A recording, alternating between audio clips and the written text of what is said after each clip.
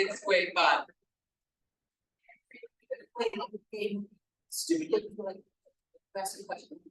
And you were only allowed to ever hear one song every time you from the radio, every time you play music, it's from one song. What would you choose? And that's what That's a challenging question. it is. I don't like that at all. Your favorite song, you'll get sick of it. Oh, yeah, bro. But yeah, it's gotta be something that can like be in the background too, so it can Yeah. accompany you through things. I I don't feel know. like Rhapsody in Blue, the long version, it's like 18 minutes long, and there's so many different things that happen in it. Yeah. Try to be. Yeah. We put that a few years ago. We have a member who's an amazing pianist. And he just, oh, it was so good. It was so good. Oh, and then he moved it away. No, absolutely not.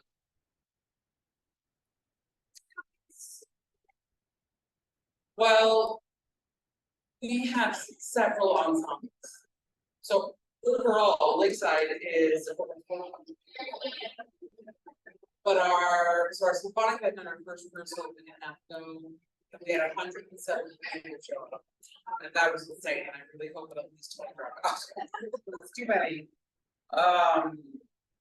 But our symphonic band got so huge that we actually started a second ensemble with the same makeup. But we made a pumps ensemble. So it's kind of divided up by symphonic band is more serious stuff.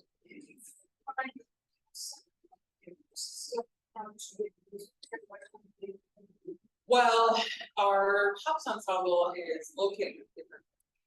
And it's further away from most people, it's also a little bit smaller. It's probably more like 60, 70, but our symphonic band is still ridiculously huge. But it's also, the pop ensemble is still new, it's still growing. And then our marching band's like,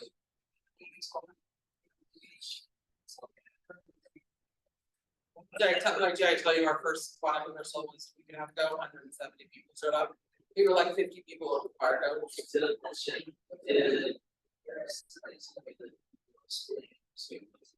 we did that, yeah. So what we did was we created a second symphonic band on the pops ensemble. So I see, because we're never going to divide anything by like what you are or whatever. Right. So we divided that by four. So the pops ensemble does more popular stuff.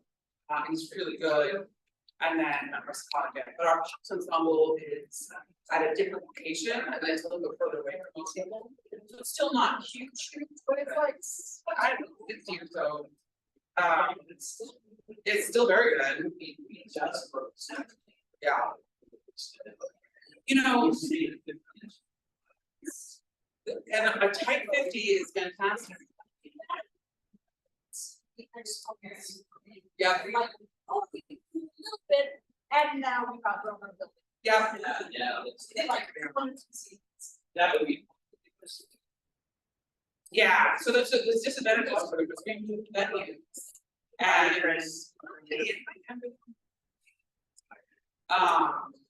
so yeah, it's insane, but our organization is like, it's insane. That's great. I mean, we love it, but we have 4 primary ensembles. I guess the question is, so for your workshop, you're gonna be playing, so you should have your instrument. And okay. Oh, they haven't started, is it?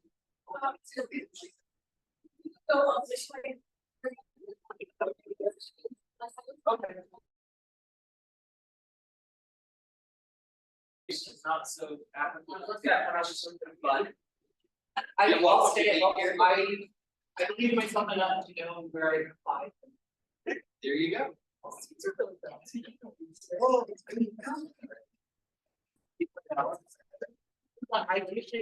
So it might be more applicable.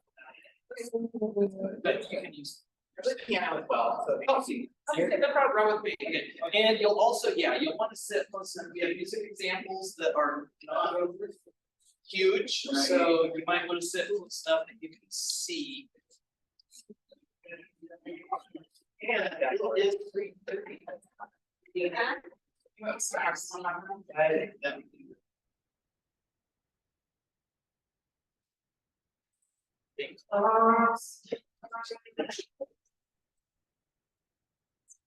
Let's go. Nice. Oh, thank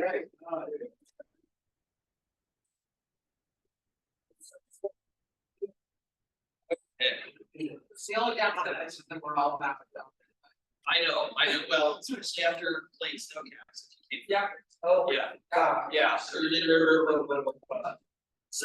what you can, and I mean, even the point really isn't to play the examples perfectly, the point is to be able to play them enough that you get the concept I'm trying to get. So if don't sweat, okay? So that's what practice. Practice is a kind of insecurity. Exactly. Okay, so. Wow. Okay, I'm Scott Helms. I'm the Assistant Director of Designated Meetings. And welcome. I'm here. Thank you for coming. So, what is this workshop about? This is about everybody has spots in pieces of music, concert band music that are challenging for one reason or another. And so this is about, okay, when you're at home and practicing and trying to get that spot down, those people tend to just play it over and over again. Beginning to end, keep playing it, you play it slow, faster, nothing wrong with that. But I'm going to show you techniques that you can use to kind of turn those sections of music into almost like a brain game. Because so much of what we do when we play is all up here. And you psych yourself out on something that looks ugly on the page, or something like that. So this is a way to turn them into kind of little brain games that you can use to help you practice in a more creative way and get those passages. So almost all passages of music that are tricky for just one musical reason. It's not like, oh my God, everything about this is horrible. Unless you're playing like grade 6 literature. It's usually one of these components. It's either the rhythm is hard, or the fingering is tough, or for trombones, the slide changes are too fast or too hard. Articulation. This is less common, but sometimes if you've got like this weird pattern of accents and staccatos and legatos and slurs, you know, if it's all jumbled up and stuff, that can make it tricky. Or dynamics, and this is probably the least common of my list here. But sometimes you'll have the middle of a passage, like in a weird spot, like on the end of 3, you have a subito piano when you get like participatory.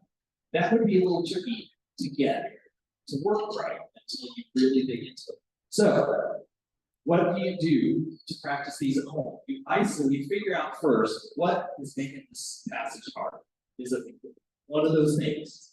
Okay, and then you come up with exercises that you can do at home to isolate just that component, that musical component, and work on that first before you try to put it all together. If you think about it, when you play music, especially, your brain is putting together all of these things at the same time. It's cogitating what the rhythm is supposed to be. It's, oh yeah, how do you finger that? What's that note? Oh yeah, the key signature, articulation, trying to get all that stuff, dynamics, all that to happen at once. That's a huge amount of information to try to process at once. So why not break it down into the hardest component? Work on that first, but then add in the other stuff. So let's talk about them one at a time. Okay, first we're going to talk about passages that are hard because they're rhythm. And by the way, I've taught this workshop before. This is my 4th night, I think. Always before I use examples that I just made up. This time I'm trying something new in that I chose examples from the concert literature from the 2 bands. So some of them will be from your band, some of them will be from the other band. But it'll be interesting to see how it goes. So, pick a note, if you know me at all, you know I have a cheesy sense of humor. And I like to come up with cutesy little things to label things. So I came up with, like these little titles for these different approaches. So pick a note, that's what I call the first. You take the passage and you play all on the same note so that you are isolating the rhythm only. You don't have to think about fingering, you don't have to think about notes, key signature, all that. You're just playing the rhythm. So let's take an example. It looks, yeah, and that's exactly the reaction when you look at this. So, okay, this is how you break it down so it's not so ridiculous. Okay, this is from Long's Peak piece called When You Wish Upon a Star. And what we're going to do, check the key. And, well, it doesn't matter if you check the keys, we're playing all on one note. So just pick a note that's comfortable. Any note, it's not going to sound good because we're all playing different notes, but that's okay. We're just going to accept that. So I'll count you off, and I'll give you the 1, 2, and then you can count and the 2. Okay? So just play all one note and okay? Tongue everything. 3, 1, 2. And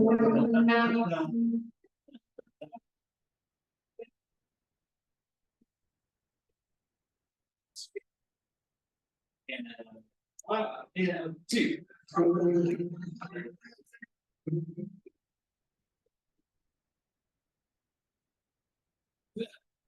Okay, so that I'm not.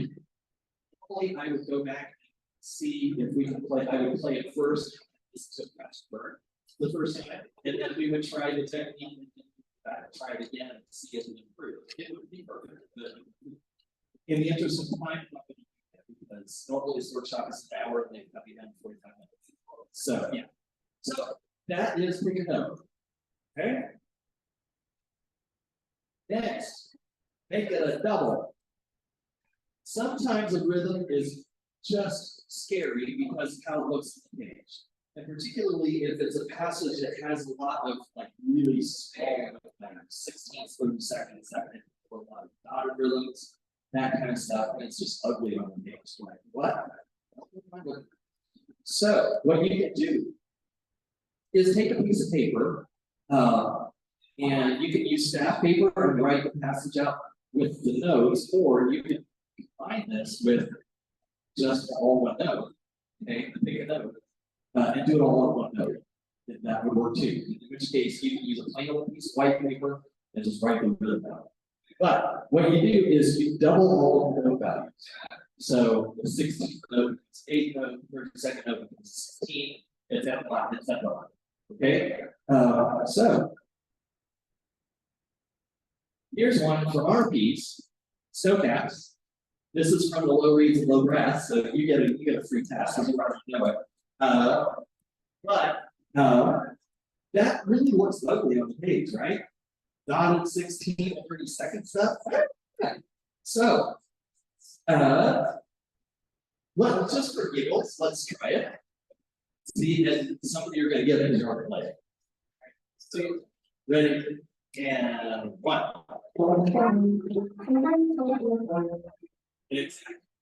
Okay.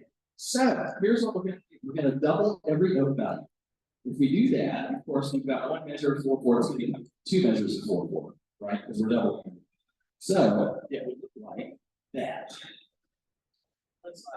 That looks a lot easier, right?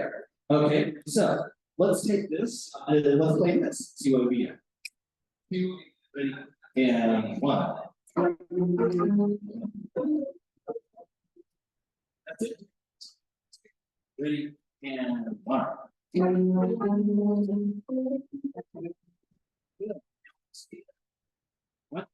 2, 3, and 1.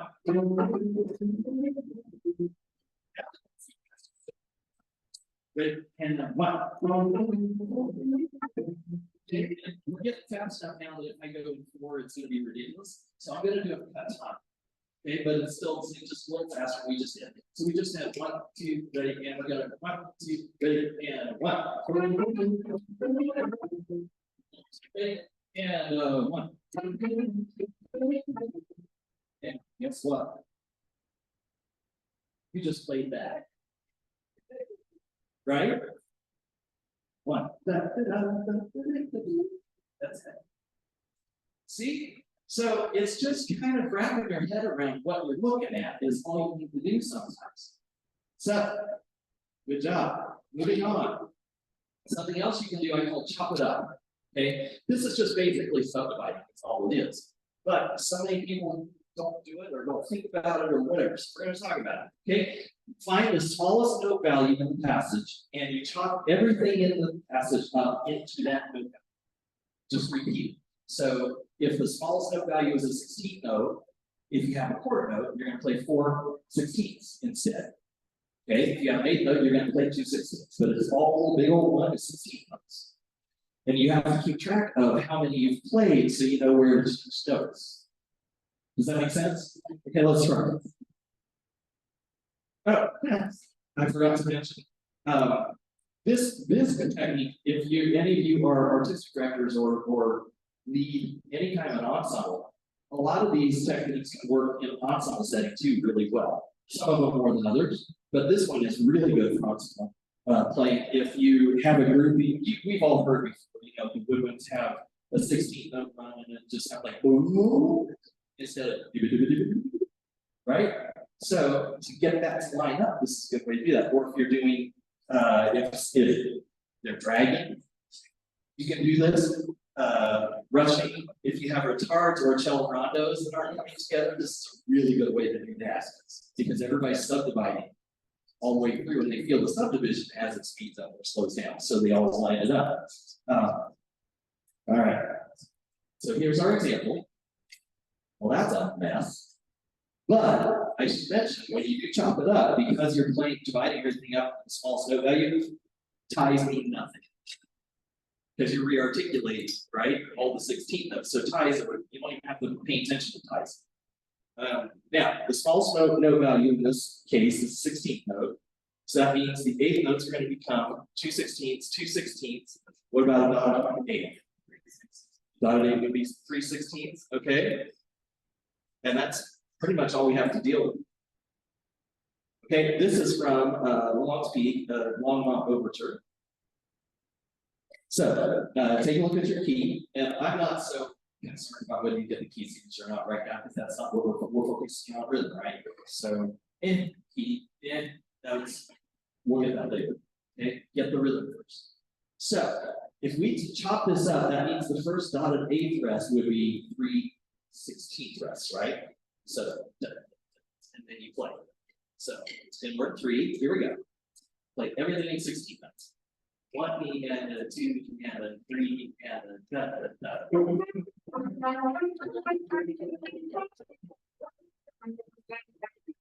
Okay, let's try that again. Okay, and now this one you have to do, actually do the note changes on this word to word. Okay, let's do again. 2, 3, and a 1 E and.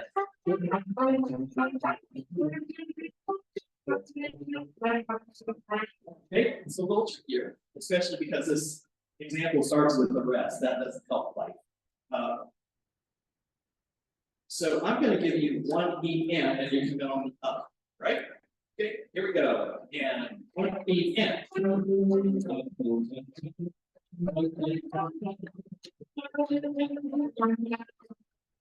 Okay, that's better. That's really. So you work on this at home until you're really solid on where the note changes now. Okay, and you kind of get the sound of it in your brain, and then you play it as rhythm, and you know where the note changes. But the magical thing that happens is that when you played it with the subdivision out loud, when you play it as rhythm, your brain is still going to hear, which is exactly what we artistic directors are always saying to you: subdivide, subdivide, subdivide. Right? You're actually planting that in your head, so it's automatically happening. Okay. All right. Sever all ties. If you have a passage that is tricky rhythmically just because it's a mess of tie notes on weird places, take the ties out, practice it without the ties, and get the feel for it first, and then put the ties back. So,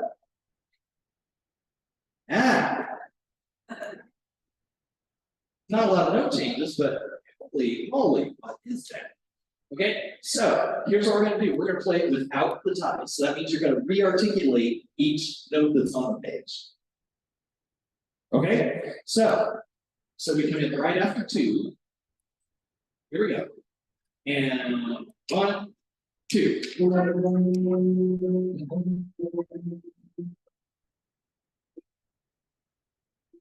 Okay, so let's simplify it even more. And just do one measure. Just do the first measure. Okay, remember you're going to re-articulate each new note on the page. Okay, so here we go. Ready? And 1, 2. Good. Let's do the second. Ready? Go.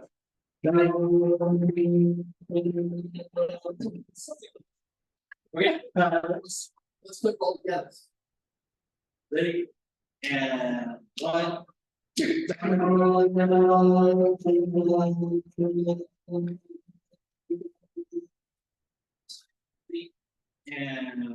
again.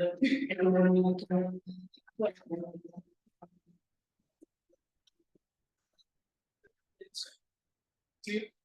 Ready? And 1 again. 2.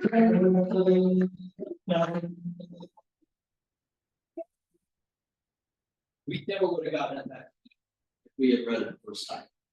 Okay, is it perfect yet? No, but we're on the way, and that's the goal. All right. Now let's talk about fingering issues.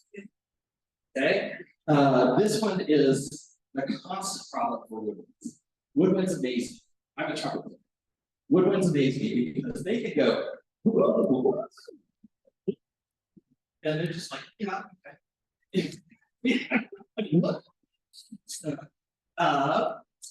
But what you do, the first one is called monorhythm.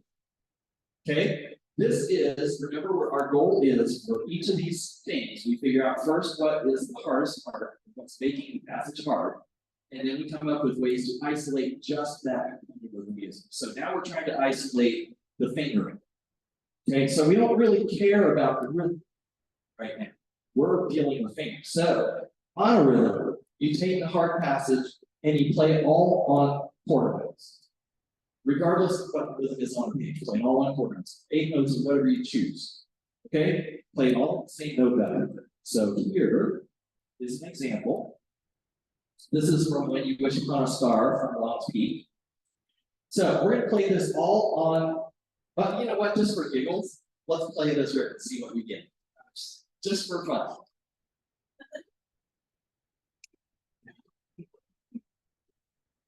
One, 2, 3, 1. Yeah, that's right. Okay, so that's a fingering nightmare, or at least it depends on what instrument you're on. But yes, so we're going to play it all on. We're going to play the notes that are on the page, but we're going to play all quarter notes. Okay, here we go. Ready? And 1.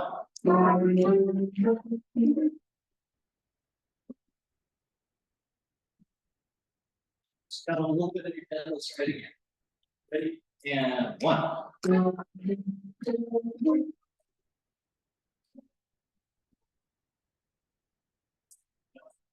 Okay, yeah, don't forget your keys. But I mean, you can have those things in. You know, when you're practicing at home, you're chipping away at it. You can't expect yourself to just steadily get better at everything. You know, that goes back to what we said at the very beginning, that there are so many different components that your brain is trying to make happen at once. It's a little unreasonable when you get to something hard. So give yourself a little slack. You're practicing at home. Just notice the mistakes that you made and fix it the next time through. Okay? So that's monorhythm. You just go through and you take rhythm out of the equation, just what the finger is. Incidentally, I have all of this on handouts for you. So I'll give you those at the end. Finger stretch. This is kind of fun because it's something you get to do something that your teachers have always told you never to do. And that is to ridiculously exaggerate your finger lifts. Way up. Don't even keep them touching the keys. Lift those puppies way up off of that. Clarinets love to do this because They get to uncover almost completely, they're never allowed. All right, so, and it obviously doesn't work for trauma because they can't really. So, here's the example. This is from In the Shadow of Your Mountain from Pikes Peak. By the way, I promise that we have Pikes Peak examples and Long Peak examples. They're coming. So, check the key. Even though that's not primary in our head right now, we're going to try. So, and we're taking slow templates. I think they do. Try it. 1 and 2 and ready, go.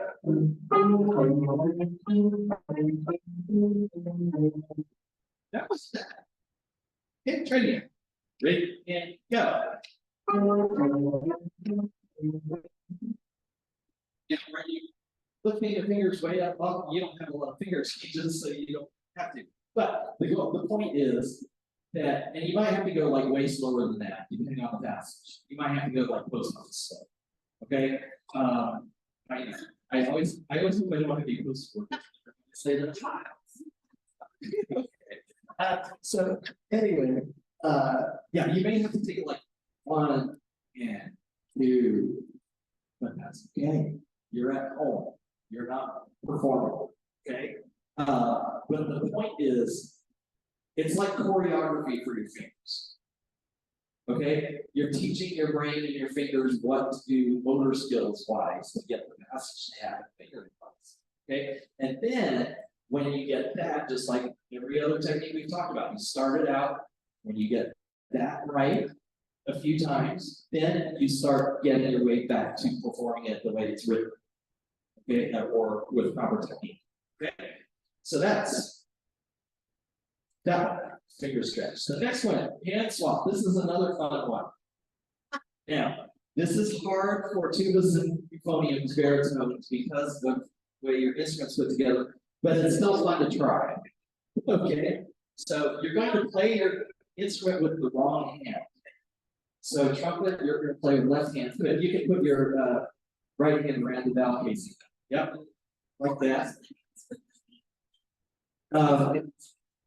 Woodwinds, I don't think it would work because, yeah, especially flute, that would be fun.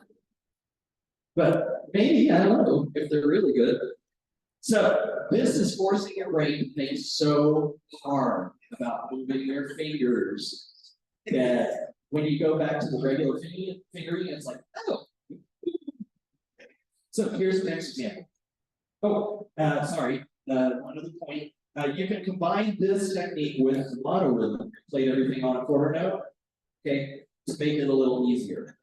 Still, okay, so you don't have to think about rhythm while you're playing with the wrong hand. Okay, so let's take a look and see.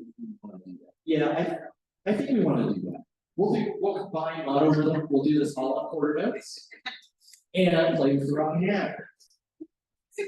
Okay, we done the drill over there. Isn't that fun? All right, here we go. 1, 2, 3.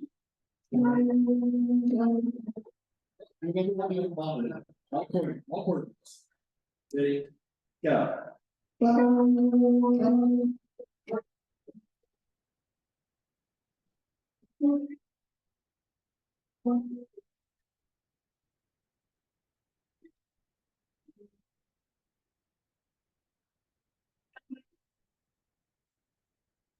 Yeah, that's from Life is But a Dream, which is a long speak piece. Okay, let's try that again. Still monorhythm, all on quarter notes. Ready? Go.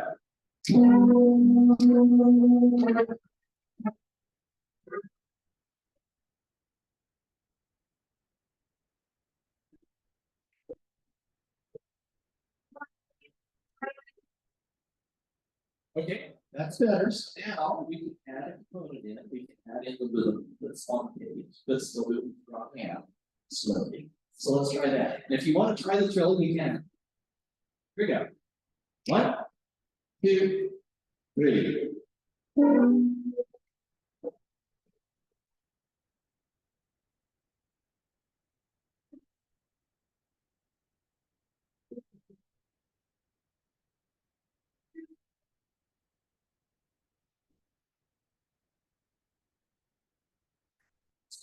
Right hand, correct hand. And let's try it that way, see if it seems easier than it would have been before. 1, 2, 3.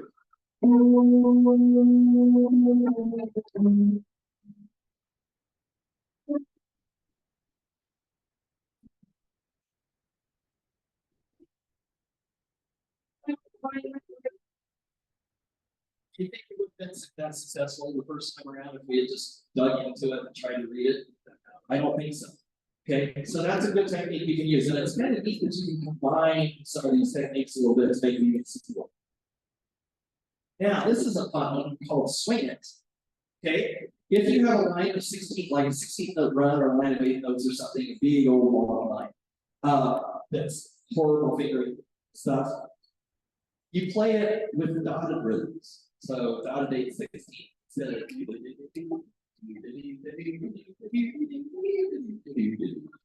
okay, so you get to practice it first, dotted 8, 16, and then you flip it around and do what I call a Scottish snap, which is a 16 dotted 8. This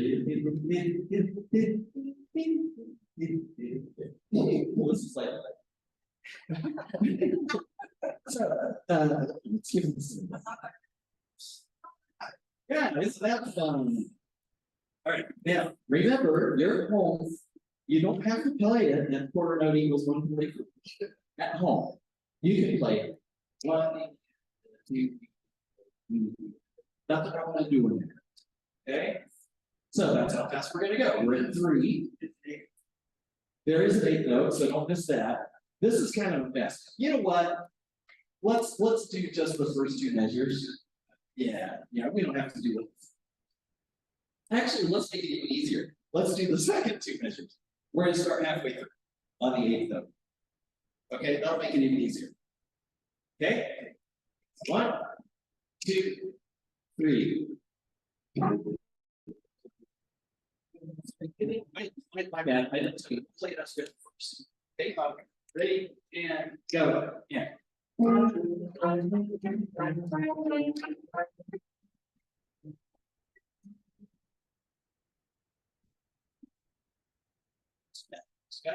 Let's pretend we crashed and burned.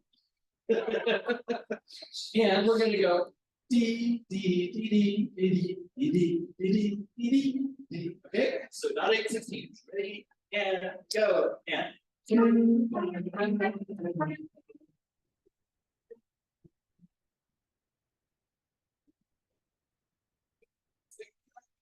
So let's feel solitude, and then you flip the rhythm around. 16 dotted 8. D da D da D da D da D da D. Okay, ready and go. Yeah. You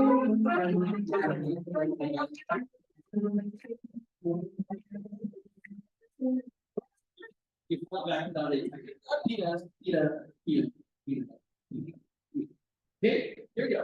Ready and go. Yeah.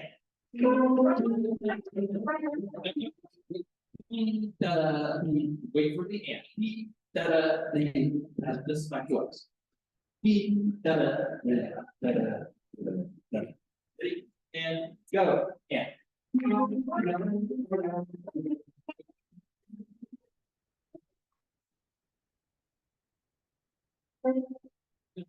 Okay, now here's what this does to your brain.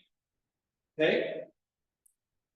If you think about a run that's tricky fingered, okay, it's again choreography for your fingers. When you do a dotted 8, 16, you are, or let's talk about the other, let's talk about the Scottish snap first, okay, the short note first. When you do da da da da da, you are speeding up how fast you have to change fingering from first note to the second note, right? But you get a little brain pause in between to cogitate and move on to the next okay? And then you flip it around, you're doing the exact opposite. So what we're doing is we're just saying, hey brain, okay, from here to here, go fast, and here to here, go fast, here to here, go fast. Now that we've got that where we can go fast, now let's flip around and go from here to here fast, and here to here fast, and here to here. Do you see what I'm saying? Yeah. Okay. So then, when you go back to the way it's written,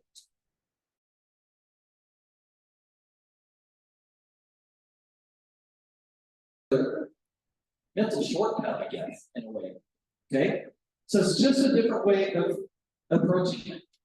So that's called swinging.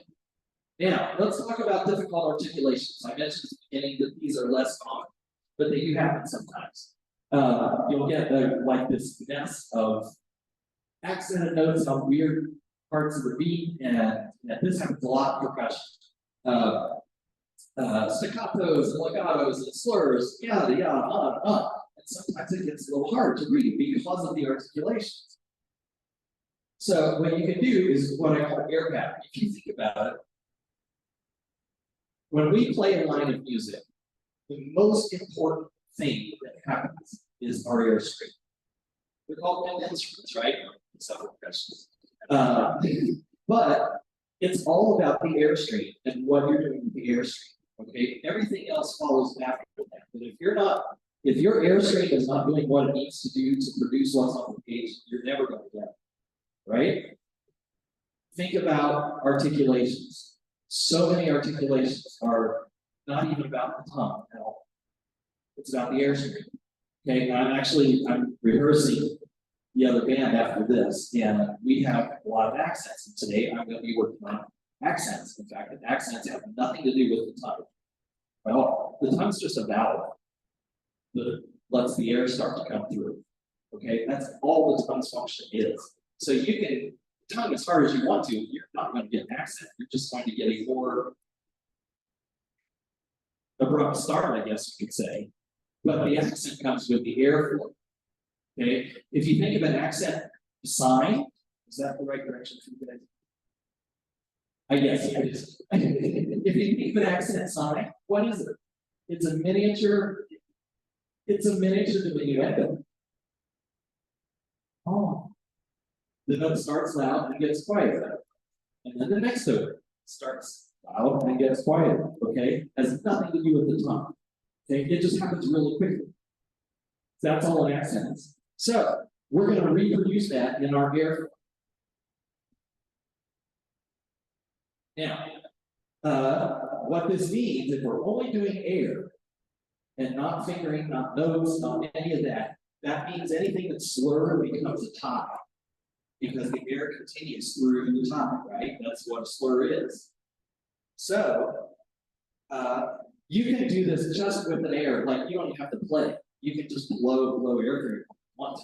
Or you can play a note, pick a note, and play it on that note. But the point is, what's the air doing when you play this passage?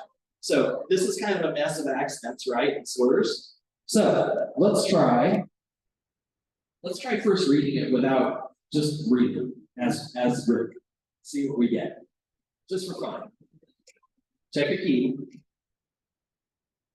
Here. Ready, and go.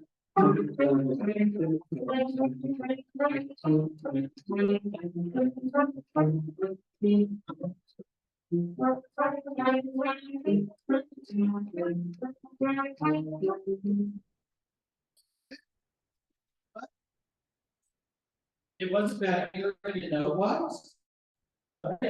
Any accent. And some of the slurs, right? Because you're so focused on playing the right notes, those are the right buttons, that your brain doesn't have bandwidth to think about that extra. So let's isolate just the articulations. So you can either pick a note and play all in one note, or you can just blow air for your either way.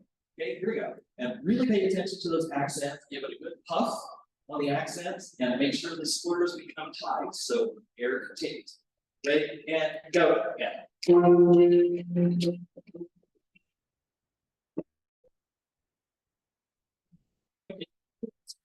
Lost track of the things here. Make sure you're tracking with your eye where you are, okay? 2 and ready, go.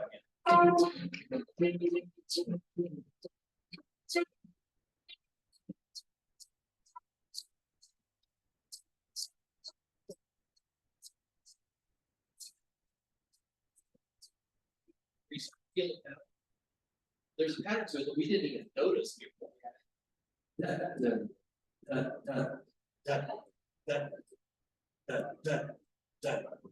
Right? So now let's go back and play it as written. and see if we get more definition to the articulations, okay? 2, and ready, go, yeah.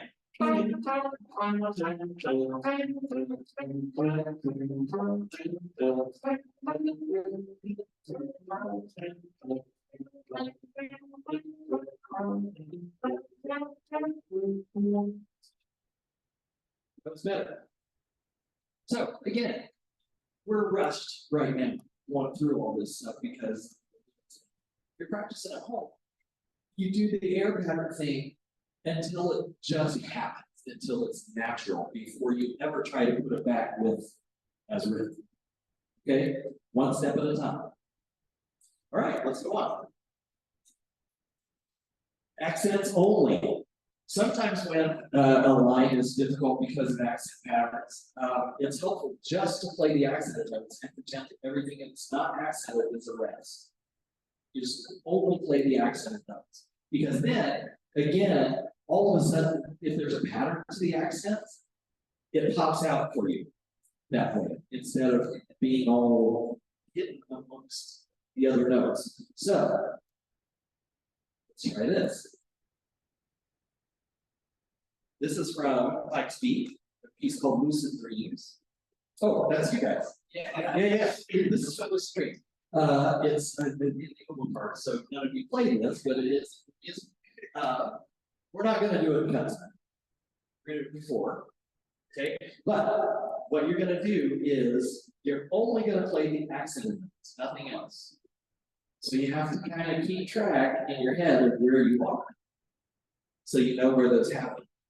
Okay, take a look at it, kind of cogitate that first.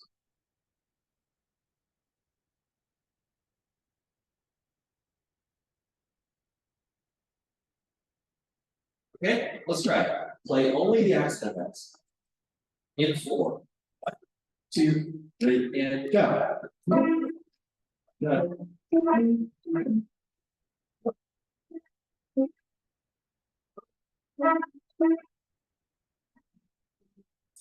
Pretty simple, right? It's, you start to recognize patterns. Oh, this is like also music. It's the same pattern over and over again. Now you know where to put the accents. Everything that you did not just play is a non-accented note. So let's play it now as written and see if we can hear the difference between the accented and the non-accented notes. 1, 2, 3, and go.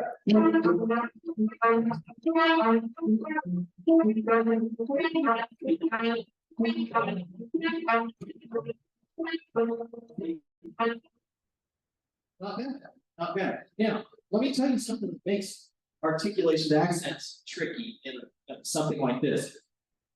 Because this unaccented note is the higher note, it's going to be natural for us to put an accent where there isn't, right? Because it's a higher note, and because it's after rest, it's going to naturally come out accented. So you actually have to work to not accent that note. Sorry.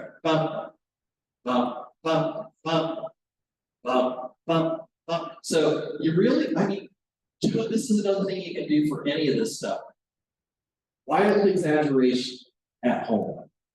Okay, the accented notes are partissimo, not partissimo. The unaccented notes are piano. So that there's a complete difference between the two. Okay, again, you're training the brain, and then when you go back to put it as written, you kind of tamp that down a little bit so it's more musical. Okay, good. So that's accents only. Divide and conquer. We're talking about dynamics now. Okay, as I mentioned at the beginning, usually it's pretty rare to have a passage that's hard because of dynamic changes, but it does happen sometimes. And as I mentioned, sometimes it's usually when you have like a sudden change in dynamics, especially if it's in a weird spot, like on the end of 2 or something stupid like that. Okay, so what you do is you start from the end and work backwards in terms of dynamic changes. Okay, so we have a forte passage and then a piano passage. You start with the piano part first and play just the piano. And then, after you play that several times, really truly play the piano, Then you go back and play only the forte part and stop before you get to the first piano note. Okay, so then you play that forte several times. What you're doing is you're kind of getting it in your ear where the dynamic change happens, even if it's right in the middle of a beat. Okay, it's like you're kind of partitioning in your head. Okay, here's an example from Long Long Overture, which is Long's Peak piece. We have actually two dynamic changes. Okay, this one isn't terribly hard as far as where the dynamic changes happen. It would be a lot harder if it were on like the end of one here, or something like that. But still, so we have three different dynamics here. So we're going to do three different segments. We'll start with the mezzo forte. So start from here and play it to the end. Okay. Make sure it's a really good mezzo forte, not too loud, not too soft. 2, ready, and 1. Okay, let's try it again. 2, ready, and 1. Okay, now that felt a little loud to me for mezzo forte, so let's knock it back just a little bit so that we really can make a difference. Okay, remember the exaggeration thing. 2, ready, and 1. Okay, that's good. Now, this is going to be tough on the mezzo piano part. Okay, nope, no, you're good. 2, ready, go.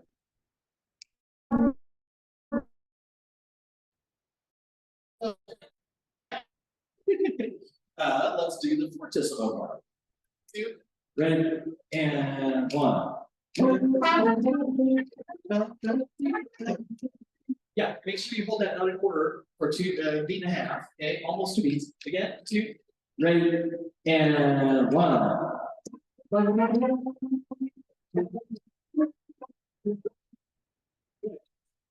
Better fortissimo. Okay, we need to remember exaggeration. 2, ready, and 1.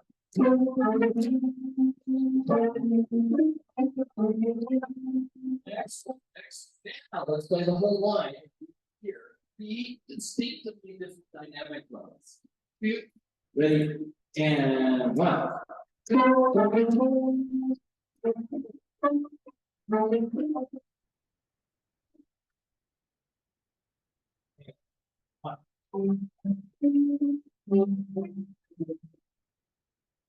Good. Okay, now, did we get all the notes now? Here. We're not working on notes right now. We're working on dynamics. Okay, so that is what do I call it? Divide and conquer. Okay. Divide and conquer. Yes. Now, I want to shift gears a little bit now and talk about what I call pillar notes. Okay. What we've done up to this point is like practice at home techniques and practice at full band rehearsal techniques. Okay. Some of these, at least, you can use in the same way in full band rehearsal or an ensemble that you do a quintet. Now I want to talk about what I call pillar notes. In any musical phrase, there are always some notes that are more important than others. There may not be any markings in the music that tell you which ones are more important than others, but a lot of times we know intuitively which ones are more important. Notes that happen on the beat a lot of times just automatically get more important. Notes that have accents marked, that's obvious that those are more important notes. Okay, sometimes longer notes, they feel accented because they're longer. Or like in that one example where I said higher notes will automatically feel accented. Okay, those might be cool. So what you have to do is figure out which notes are the more important notes in the phrase. And then you focus on those first and putting those in place. And then you build everything around it. So now, notes that start a new leg of a sequence, what the heck? I'm talking about. Okay, so you've all heard this before. You have a line of music that starts, might go da da da da, dee da da dee, dee da da dee, da da da da. Okay, that's called a sequence. It's the same shape of music that's at a different pitch level. And it keeps raising or lowering or whatever. That's called a sequence, and each little data that is a leg of the sequence, okay? So, if you have something like that, if you have a sequence, the first note of each leg is automatically a pillar note. Okay, now this will become more clear with the example. So let me show you. Oh, sorry, before I show you, what you can do to practice a passage that's like that is you can play only the pillar notes. You've heard me do this in rehearsal a lot with the woodwinds. If let's say you have a woodwind run, like I talked about at the beginning, have 16-note woodwind run. It's just like it's just a mush. Instead of well, in that case, the pillar notes are the ones that happen on the beat, right? So take out everything except the notes that happen on the beat. I do this all the time, right? Okay, play only the notes that happen on the beat. Bum, bum, bum, bum, bum, and put those exactly where they go, very metronomic. And then you add in da, da, da, da. And the rest of the run just falls into place because you've got the pillar notes in the right spot. Does that make sense? Yes. Okay, so you can play only the pillar notes to do that. You can, oh, well, we're going to do it. Here's a sequence, right? You all heard this. This is in Sophie's. Yeah. So that's a leg of a sequence. That's a leg. That's a leg. Now all the slurs show you where the legs of the sequence are. So first, we're going to play just the first note of each leg of the sequence. Okay, you see what we're doing? Okay, here we go. 1, 2, 3, go. You know what? I screwed up. We're in 3 and I can't do off 4. Now let's think about this. And this is a good point for you to make, because it's sometimes when you do something weird like this, where you're not playing every note that's on the page, you have to take a minute to think about, okay, what's the rhythm going to be? You have to kind of concentrate that first. So this is 1. This is the and of 2, right? 1, the and of 2, and 1. Okay, so it's going to be syncopation. Okay, let's do it again. 1 and 2 and 3.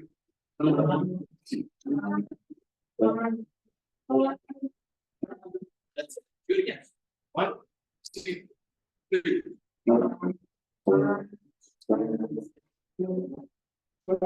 That's it. Okay. Now, what we're doing is we're putting in our ear and in our brain where the pillar notes happen in the rhythm. Da, da, da, da, da. Now, play this rhythm and see what we get. 1 and 2 and 3.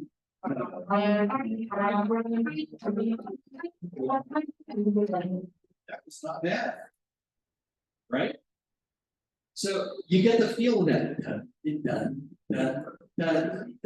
hear the pillar notes, the fact that they're more important than the others. So that's kind of what we're after.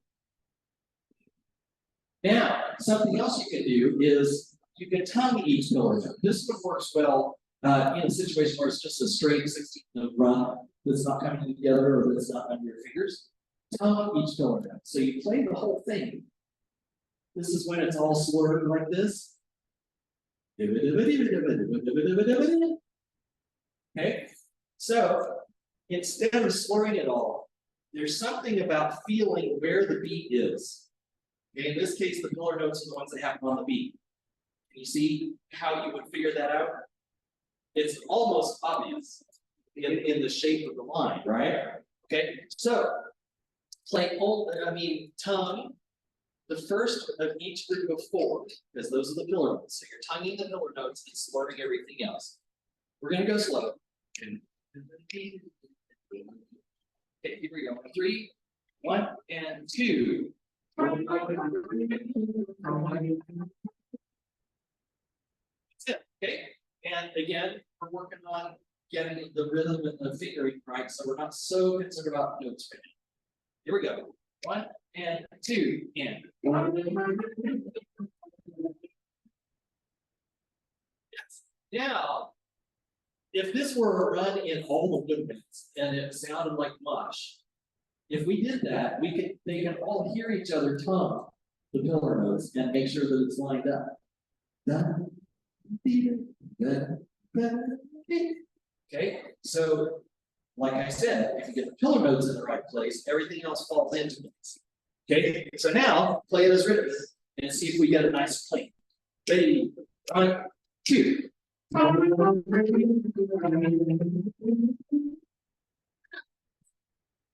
Yeah, it don't line up.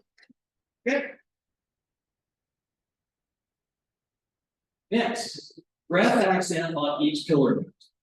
Okay, you do the same thing we just did, only instead of tonguing the notes, you just ooh, ooh, ooh, ooh. Okay, same concept. Now, I think in the interest of time, because you almost have time, we're gonna not do this, but you get the idea. Okay? So, now, the one last component that I want to talk about is self-editing. Okay, we've all heard artistic directors say, in fact, I heard one in our rehearsal yesterday, this morning, maybe, say, if you can't play that, then just simplify it. Well, okay, how? What do I do with that? What you can do is just play pillar notes and leave everything else out, because pillar notes, by the fact that they're pillar notes, are more important and should be louder anyway, right?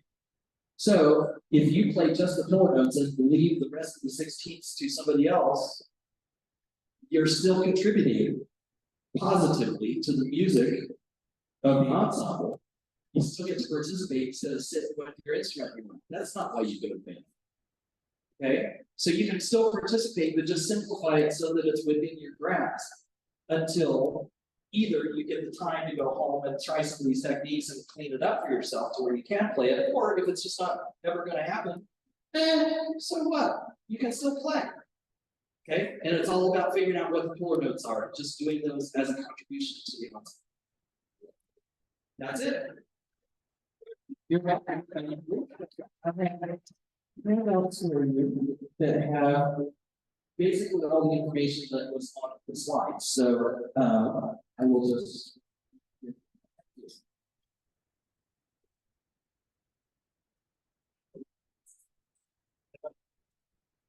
Oh yeah, you can have a copy.